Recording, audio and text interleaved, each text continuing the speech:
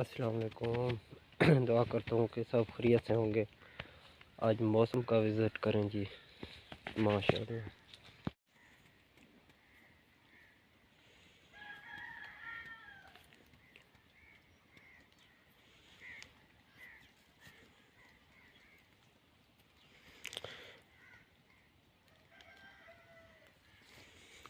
इंसान को हर हाल में अल्लाह का शुक्र अदा करना चाहिए जी, वही बेहतर है।